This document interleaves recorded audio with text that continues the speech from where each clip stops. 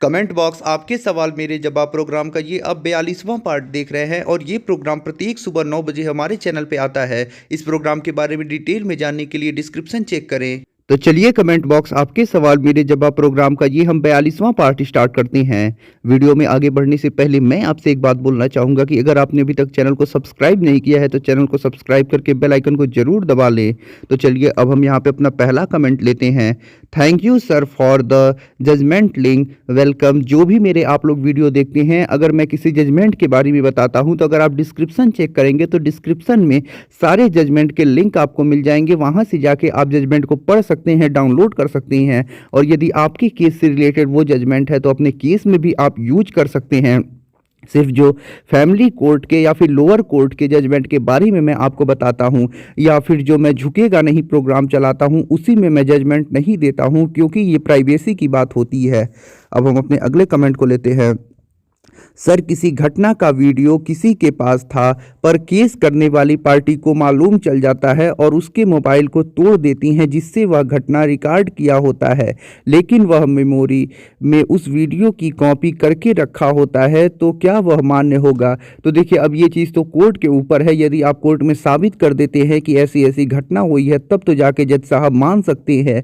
बाकी अगर सिर्फ ऐसे मेमोरी कार्ड में देते हैं तो वो चीज़ जज साहब के ऊपर होती है कि जज साहब कंसीडर करेंगे या नहीं करेंगे। अगर जज साहब नहीं करते हैं, बाकी ये घटना अगर आप साबित कर देते हैं तब तो आप जो 16B की वो जो शर्त बताई गई है वो तो पूरी नहीं कर रही है, लेकिन आपके साथ अपराध हो गया है, मोबाइल तोड़ दिया गया है। तो ऐसे में यदि ये सारी घटनाओं को आप साबित कर दे तब तो ऐसे में आपको जो 16B का शर्त है उसे फॉलो नहीं करना पड़ेगा, क्योंकि आपके मोबाइल को तोड़ दिया गया है। फिर कोई दिक्कत नहीं है। बाकी अगर सिर्फ मेमोरी में है और जज साहब के सामने ये बात आप रखते हैं और जज साहब मान जाते हैं तो ले सकते हैं उस एविडेंस को। अब हम अपने अगले कमेंट को लेते हैं। सर, बहुत बहुत धन्यवाद। आप जब भी बोलते हैं हम उसको हिम्मत और हौसला मिलता है। काश सब आप जैसे लायर होते। मैं लायर चेंज करने की बात पूछा था क्योंकि मेरा लायर अपोजिट पार्टी की पक्ष बात करता है। मुझे डरा रहा है कि केस कर हार देंगे जबकि ट्रायल शुरू ही नहीं हुआ है। Thanks sir, welcome. अब हम अपने अगले कमेंट को लेते हैं। मेरी लड़की को घरेलू हिंसा और भरण पोषण के केस कर रखा है। क्या हम तलाक का केस कर सकते हैं या भरण पोषण का खर्चा शुरू होने के बाद करें? तो देखिए, अगर आपकी लड़की ने केस किया है तो ऐसे में मेरा आपसे यही सुझाव होगा कि आप लोग डिवोर्स का केस मत करिए। यदि आप करती हैं तो इसमें आप खुद फंस जाएंगे, खुद आपके लिए दिक्कत हो जाएगी। सिर्फ आप 498A का, DV एक्ट का और मेंटेनेंस का केस करके उसी को ही लड़िए, हस्बैंड को उसी को डिफेंड करिए। हस्बैंड की तरफ से सेक्शन 9 या फिर डिवोर्स का केस लगने दीजिए। आप अपनी तरफ से डिवोर्स का केस मत लगाइए, क्योंकि जब आप निराधार डिवोर्स का केस लगा देते हैं तो ऐसे में आपके पास कोई सबूत नहीं होता है कि किस सबूत पे आप डिवोर्स लेंगे। तो ऐसे में ये चीज़ साबित हो जाती है मेंटेनेंस केस में कि लड़की खुद नहीं रहना चाहती है, निराधार डिवोर्स का केस की है, तो ऐसे में लड़की के लिए दिक्कत हो जाती है। तो कभी भी लड़की पक्ष वालों को डिवोर्स का केस निराधार तो बिल्कुल नहीं लगाना चाहिए। लगा देते हैं तो फिर उनके लिए बड़ी दिक्कत होती है। और हस्बैंड को भी बिना सबूत के डिवोर्स का केस नहीं लगाना चाहिए। अगर हस्बैंड भी लगा देता है तो दिक्कत हो जाएगी। यानी पति और पत्नी में जो भी पार्टी बिना सबूत के डिवोर्स का केस लगा देते हैं उनके लिए बड़ी दिक्कत खड़ी हो जाती है। अब हम अपने अगले कमेंट को लेते हैं। Sir, please can you talk with me, please urgent है, प्लीज़ प्लीज़ अर्जेंट है, प्लीज़। तो जो भी आपको बात करनी है आप मुझसे बात कर सकते हैं, लेकिन इसके लिए आपको व्हाट्सएप पे मेरे मैसेज करना होगा। वीडियो में मेरा व्हाट्सएप नंबर दिख रहा होगा, आप उस पर मैसेज करिएगा। उसके बाद अपॉइंटमेंट लेके आप मुझसे कॉल पे बात कर सकते हैं। अति सुंदर, थैंक यू। अब हम अपने अगले कमेंट को लेते हैं। सर, हस्बैंड के लिव इन रिलेशनशिप में रहने पर वाइफ कोई केस क्या कर सकती है? तो देखिए, अगर हस्बैंड लिव इन रिलेशनशिप में रह रहा है तो भारतीय दंड संहिता की धारा 494 जो होती है, बाइगेमी जो होता है, उसका केस तो वाइफ नहीं कर सकती है। लेकिन अभी लेटेस्ट के कुछ जजमेंट आए हैं जिसमें कोर्ट ने ये माना है कि अगर शादी के बाद जो पति है वो पत्नी के अलावा किसी अन्य लड़की के साथ संबंध रखता है तो ये जो वाइफ है उसके साथ क्रूएल्टी मानी जाएगी, मेंटली क्रूएल्टी है।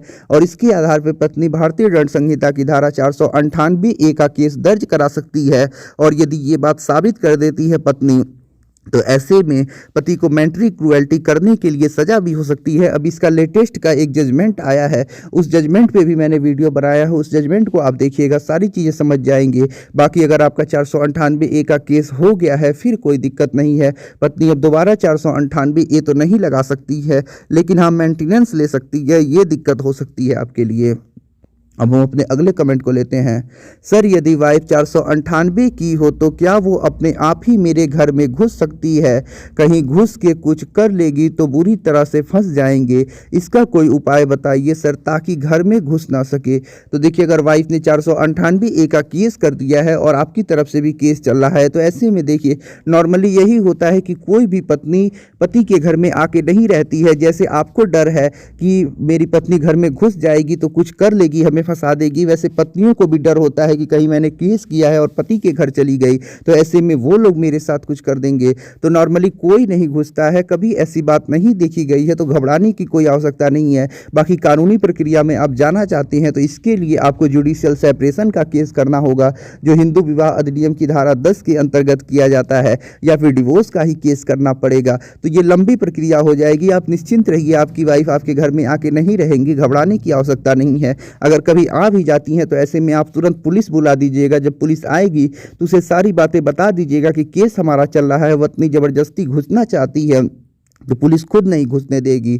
तो घबराने की आवश्यकता आपको नहीं है। अब हम अपने अगले कमेंट को लेते हैं। सर मेरे पास मेरी वाइफ की वीडियोस है बहुत सारी, जिसमें वो मुझसे बार बार 40 लाख की मांग कर रही है। अगर 40 लाख दोगे तो लाइफ से चली जाऊंगी, और बार बार वीडियो में मुझे हाफ सैलरी लेने की धमकी दे रही है, तो पूरे फैमिली पे केस कर देगी। उसने काउ सेल में कंप्लेन की है कि क्या इन वीडियो से मुझे कोर्ट में हेल्प मिलेगा और मैं और मेरी फैमिली निर्दोष प्रूफ होंगे। मेरी और मेरे पिताजी की गवर्नमेंट जॉब है। तो देखिए, अगर आपकी वाइफ आपको धमकी दे रही हैं, केस का डर दिखा के आपसे पैसे मांग रही हैं, बाहर कहीं मेंटेनेंस केस में नहीं बल्कि बाहर वो आपसे कह रही हैं कि मुझे पैसा दो नहीं तो केस कर दूंगी, ऐसे ऐसे आपको धमकी दे रही हैं, केस का डर दिखा के अपनी मनमानी बात मनवाने का प्रयास कर रही हैं, तो ऐसे में खुद आप उनके ऊपर केस कर सकती हैं। ये सब धमकी देने के लिए, आपको डराने के लिए आप अपनी वाइफ के ऊपर केस कर सकते हैं, तो इसके लिए आप केस कर सकते हैं। बाकी अगर झूठा केस होगा तो आपको घबराने की बिल्कुल भी आवश्यकता नहीं है। केस दर्ज होना और उसमें सज़ा होना दो अलग अलग चीज़ें होती हैं। तो अगर आपके ऊपर केस भी दर्ज हो जाता है तो ऐसे में जब ट्रायल चलेगा सारी चीज़ें साबित की जाएंगी, तो जब झूठा केस होगा तो वाइफ साबित ही नहीं कर पाएंगी, तो वैसे ही आप बरी हो जाएंगे। तो घबराने की बिल्कुल आवश्यकता नहीं है, और झूठे केस से आपके गवर्नमेंट जॉब पे भी कोई असर नहीं आने वाला है, कोई इफेक्ट पड़ने वाला नहीं है। तो बिल्कुल मत घबराइए, निश्चिंत रहिए। वाइफ अगर धमकी दे रही हैं तो आप इसके लिए वाइफ के ऊपर पुलिस थाने में कंप्लेन कीजिए, और धमकी देने के लिए, आपको डराने के लिए, केस का डर दिखा के पैसे ऐंठने के प्रयास करने के लिए पत्नी के ऊपर केस कराइए। यदि आप इसके बारे में डिटेल में समझना चाहते हैं तो आप मुझसे कॉल पे बात करिएगा, अपॉइंटमेंट लेके मैं सारी प्रक्रिया और सारी चीज़ों को आपको डिटेल में समझा दूंगा। अब हम अपने अगले कमेंट को लेते हैं। सर सिविल कोर्ट कब तक खुलेंगे? अगले महीने से यानी मार्च से हो सकता है कि कोर्ट खुल जाए और सही से काम करना शुरू कर दे। अभी तो कोर्ट खुल गया है, काम हो रहा है, लेकिन जो क्लाइंट है उन्हें अंदर जाने नहीं दिया जा रहा है और कुछ कुछ ही काम हो रहे हैं। तो हो सकता है कि मार्च से सब कुछ पहले जैसा हो जाए और सब कुछ सही ढंग से चलने लगे। अब हम अपने अगले कमेंट को लेते हैं। सर 498A में कोर्ट से चार्जशीट कॉपी लेने के बाद रेगुलर बेल लेना पड़ता है क्या? अगर यस तो उसमें कितना खर्चा आता है? वो वैलिडिटी कितना दिन का होता है?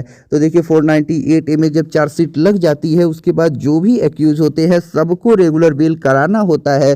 बाकी इसमें कितना खर्चा आता है ये मैं आपसे नहीं बता सकता, आप इसके लिए अपने एडवोकेट से मिलिएगा, वही आपको बताएंगे। और जो वैलिडिटी होता है आपके रेगुलर बेल का, जब तक आप बरी नहीं हो जाते तब तक के लिए होता है। जब आप बरी हो जाते हैं या फिर केस फाइनल होता है, उसमें जो भी होता है, उसके बाद दोबारा आपको एक बार बेल कराना पड़ता है। यानी जब तक रेगुलर बेल आप लेंगे और जब आप बरी हो जाएंगे, जब आप छूटेंगे तब तक के लिए वैलिड होता है। फिर जब आप छूटते हैं, बरी कोर्ट करता है तो फिर आपसे एक बार जमानत मांगता है और दोबारा आपको जमानत करानी होती है, दोबारा जमानतदार देने पड़ते हैं।